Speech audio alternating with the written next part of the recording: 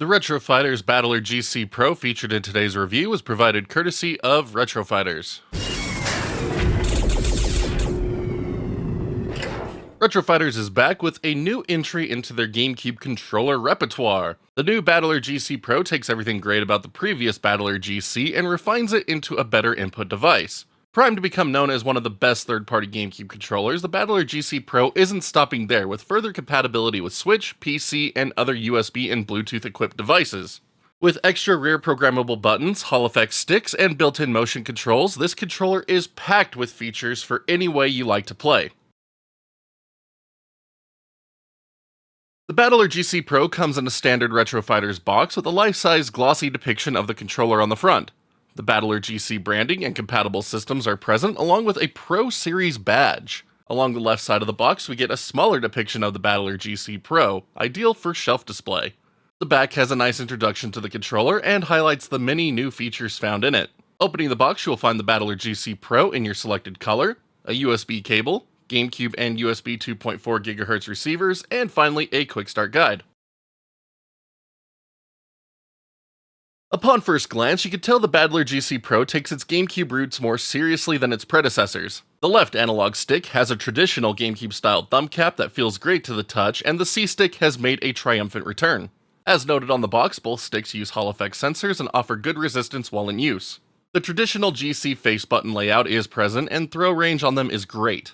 Each face button is quieter than those present on the original Battler and Blade controllers, giving a more premium impression by comparison. The D-pad has been given a significant upgrade over its predecessor with a larger design and new Kale switches.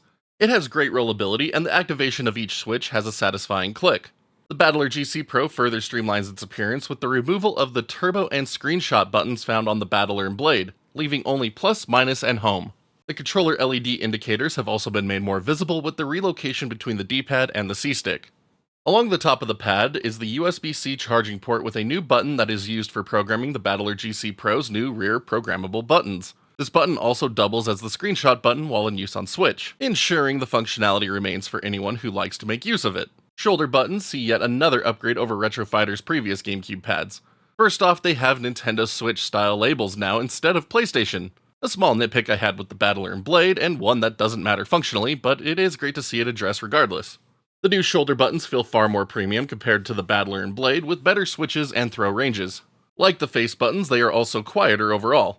Triggers are the greatest area of improvement in the BattlerGC Pro's build. On the original Battler and Blade units, triggers have a hollow feel with odd ranges and resistance.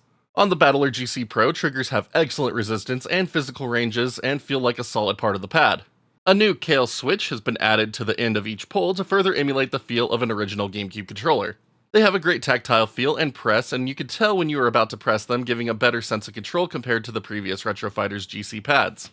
To further refine the overall feel of the BattlerGC Pro, Retro Fighters has slimmed down the build of the controller. It is a small difference, but a noticeable one. The shell uses sturdy plastic, and it can handle pressure and twist tests without issue. Extreme punishment also made no difference to it.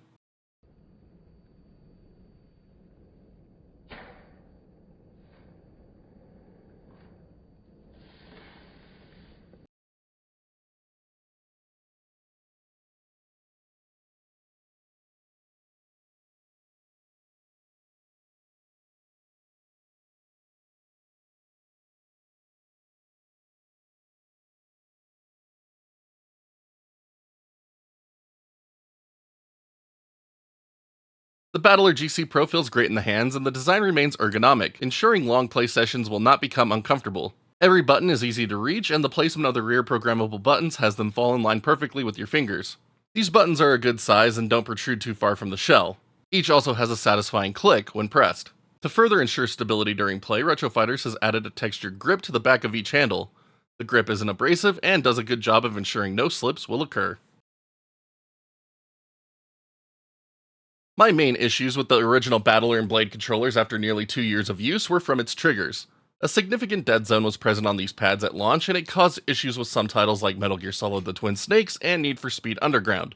When first testing the BattlerGC Pro, these two titles are where I started, and I am pleased to report that they are practically flawless now. Thanks to improved ranges and inclusion of a physical button, quick equip and inventory selection in Twin Snakes is now seamless. Getting perfect starts in Underground is also far easier to accomplish thanks to better trigger resistance. Half pulls versus full pulls in Super Mario Sunshine is also more reliable.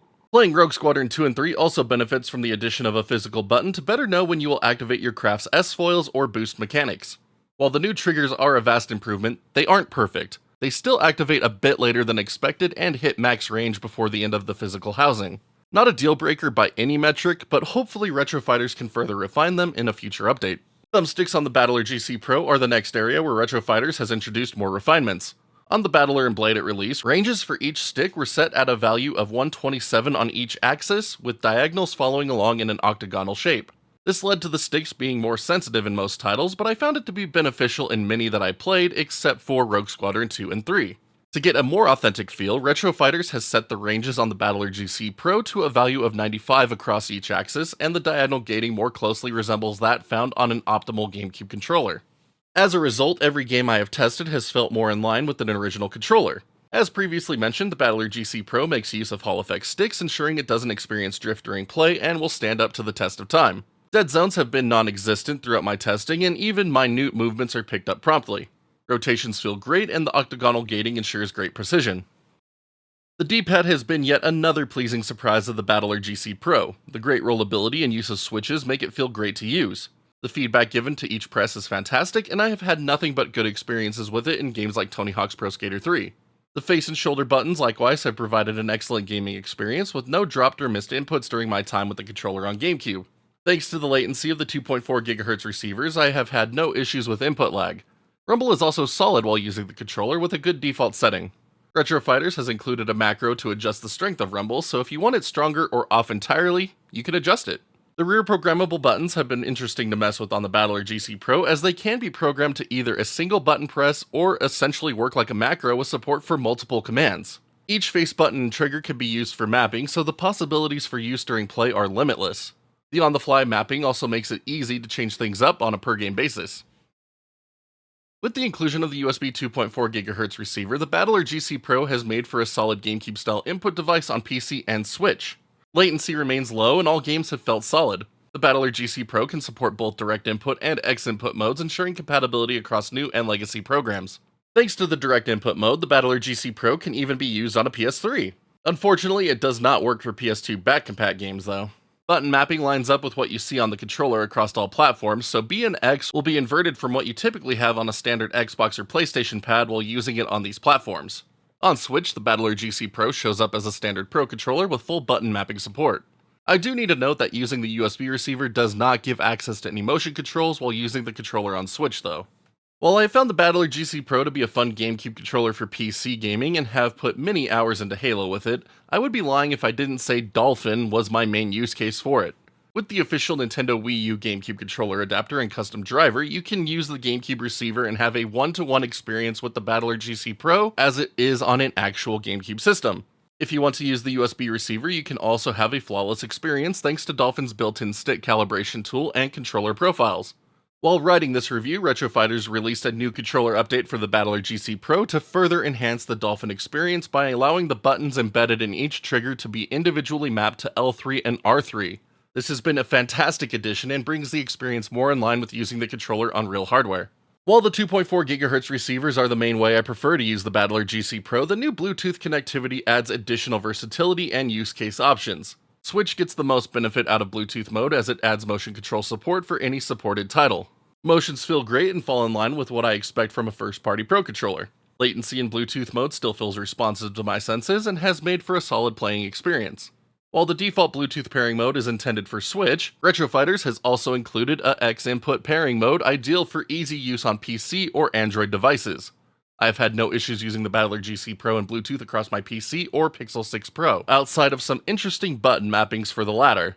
If you own a Blue Retro board or adapter for your GameCube, the BattlerGC Pro can be used with it in Bluetooth mode as well, though you may need to adjust the mappings for a better fit with the system. As for the BattlerGC Pro's battery life, it lasts about 13 hours per charge during my testing. A full charge takes around 2 hours. You can use the controller in a wired configuration across supported systems while charging. For wireless use, hooking it up to a wall adapter has worked without issue. As with its predecessors, my main area of critique of the BattlerGC Pro lies with its triggers. They are vastly superior to the older Battler and Blade in every way, but the delayed start and analog ranges could still use some fine-tuning to get the most out of them. I would like to reiterate that they work fine in every game I have tested, but there can be a learning curve when trying to hit specific ranges. The BattlerGC Pro is an excellent refinement of a previous controller and one that works great across GameCube, PC, PS3, Android, and Switch. As a longtime fan of the GameCube layout and feel, the BattlerGC Pro has become one of my main input devices regardless of system. Thumbsticks have been great and button response is fantastic. Triggers have been upgraded over the originals, but I would still like to see further refinements to make them truly shine. If you were looking into picking up an original Battler or Blade, skip them. Invest another $15 and grab the BattlerGC Pro, as it has just taken the crown as the best third-party controller option for GameCube. So those are my thoughts on the Retro Fighters BattlerGC Pro. Again, I think this is an excellent input device. Would love to see just a bit more refinement on the triggers, but even they are like 90% of the way there. So very little to complain about. I've loved the way this thing is handled in everything I've been playing with it, and it has really taken over as my main PC controller at the moment, just because, again, I'm a huge fan of GameCube button layouts. I don't know why. It's just always appealed to me, and this really... it's been nice. But thank you again for watching today's review, and thank you to Retro Fighters for sending this controller out our way to share with all of you.